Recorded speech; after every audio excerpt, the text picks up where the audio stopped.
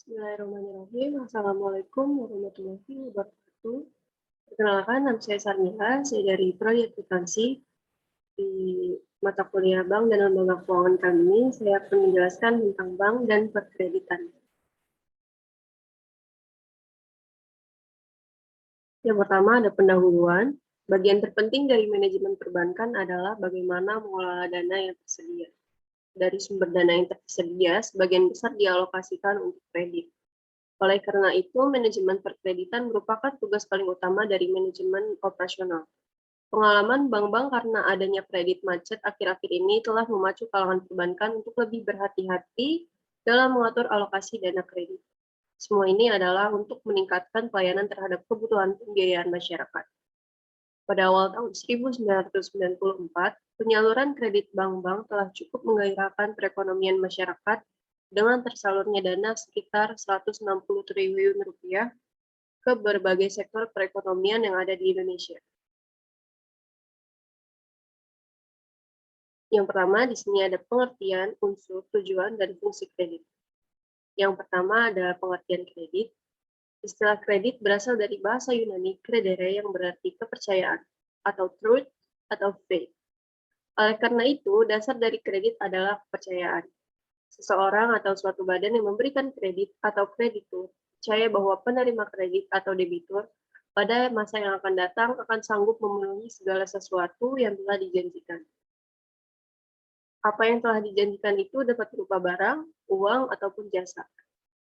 Dengan demikian, prestasi dan kontraprestasi dapat berbentuk barang terhadap barang, barang terhadap uang, barang terhadap jasa, jasa terhadap jasa, jasa terhadap uang, jasa terhadap barang, uang terhadap uang, uang terhadap barang, dan uang terhadap jasa.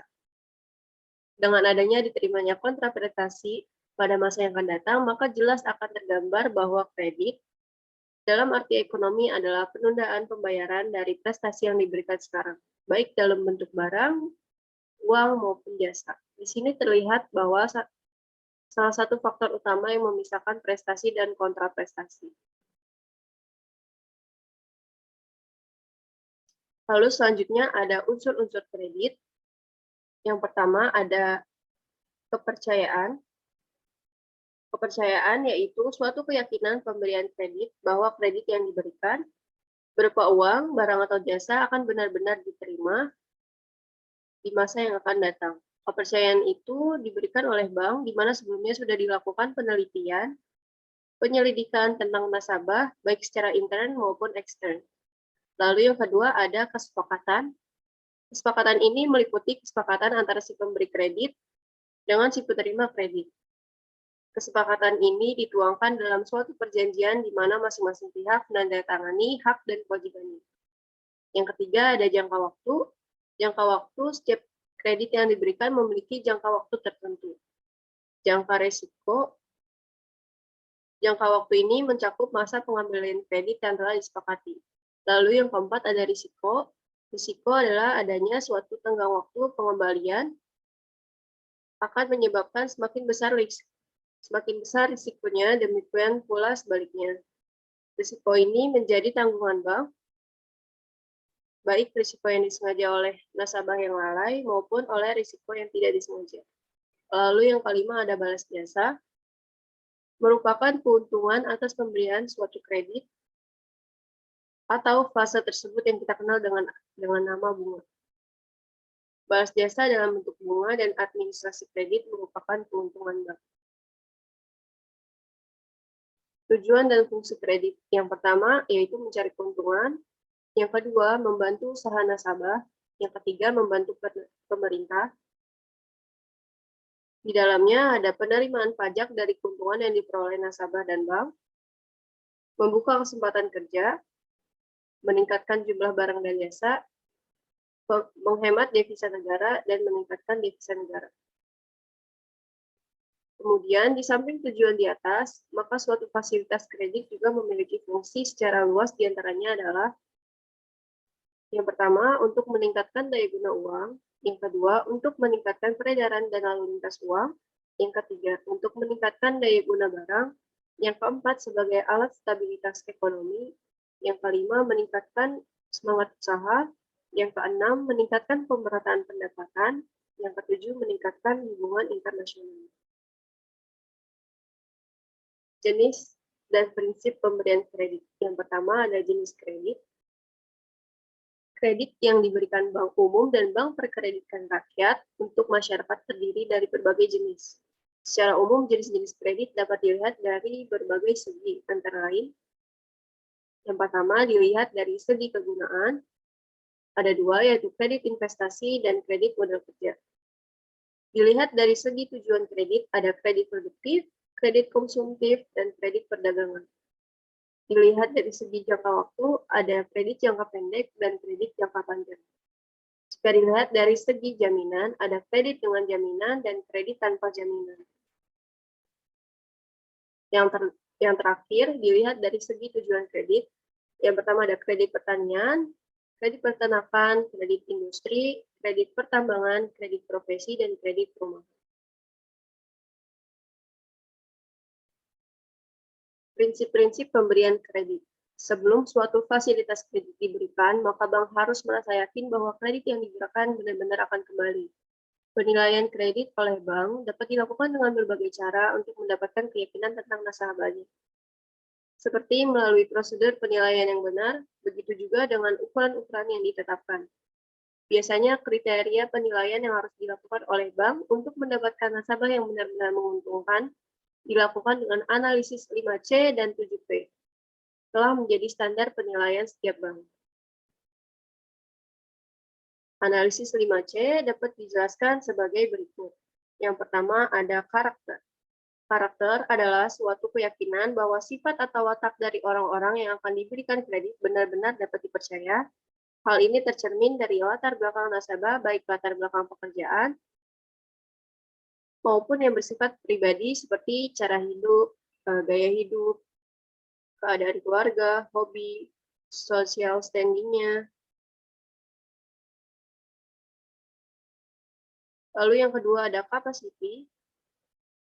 Capacity untuk melihat kemampuan nasabah dalam bidang bisnis yang dihubungkan dengan pendidikannya. Kemampuan bisnis juga diukur dengan kemampuannya dalam memahami tentang ketentuan-ketentuan pemerintah. Lalu yang ketiga ada kapital.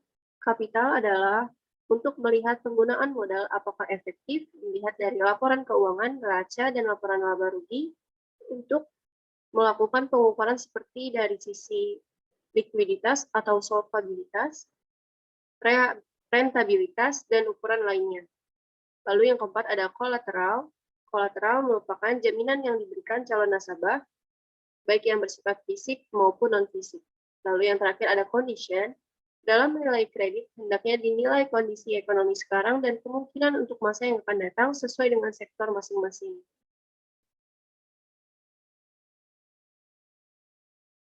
Sedangkan dengan analisis penilai 7P kredit adalah sebagai berikut. Yang pertama ada personality, yaitu menilai nasabah dari segi kepribadiannya atau tingkah lakunya sehari-hari maupun masa lalunya. Yang kedua ada party, mengklasifikasikan nasabah ke dalam klasifikasi tertentu atau golongan-golongan tertentu berdasarkan modal, loyalitas, dan karakternya. Yang ketiga ada purpose, yaitu mengetahui tujuan nasabah dalam mengambil kredit. Yang keempat ada prospek, yaitu menilai usaha nasabah di masa yang akan datang apakah menguntungkan atau tidak. Yang kelima ada payment, merupakan ukuran bagaimana cara nasabah mengembalikan kredit yang telah diambil atau dari sumber dari mana saja. Yang keenam ada profitability, untuk menganalisis bagaimana kemampuan nasabah dalam mencari laba untuk membayar kredit. Lalu yang terakhir ada protection, tujuannya adalah bagaimana menjaga agar usaha dan jaminan mendapatkan perlindungan. Prosedur pemberian kredit dan teknik penyelesaian kredit macet. Yang pertama ada aspek yuridis atau hukum, aspek pemasaran, aspek keuangan, aspek teknis atau operasi, aspek sosial ekonomi, dan aspek AMDAL. Yang pertama ada prosedur pemberian kredit, yaitu pertama berkas-berkas, yang kedua penyelidikan berkas pinjaman, yang ketiga wawancara, Yang keempat, on the spot. Yang kelima, keputusan kredit. Yang keenam, penandatanganan akta kredit. Dan yang terakhir, realisasi kredit. Yang kedua, ada teknik penyelesaian kredit macet. Yang pertama, dari pihak perbankan. Artinya dalam melakukan analisis, pihak analisis kurang teliti sehingga apa yang seharusnya terjadi tidak dapat diperkirakan sebelumnya. Hal ini dapat pula terjadi akibat kerjasama dari pihak analisis kredit dengan pihak debitur sehingga dalam melakukan analisisnya dilakukan secara subjektif. Yang kedua, dari pihak nasabah, kemacetan kredit dapat dilakukan akibat dua hal, yaitu adanya unsur kesengajaan, artinya nasabah dengan sengaja bermaksud tidak membayar kewajibannya sehingga kredit yang diberikan macet. Adanya unsur tidak sengaja, artinya debitur mau membayar tapi tidak mampu.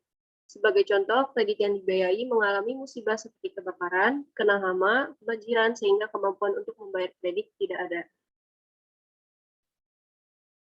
Penyelamatan terhadap kredit macet dilakukan dengan cara sebagai berikut. Yang pertama ada rescheduling, reconditioning, restructuring, dan kombinasi. Lalu yang terakhir, ketiga, penyitaan jaminan.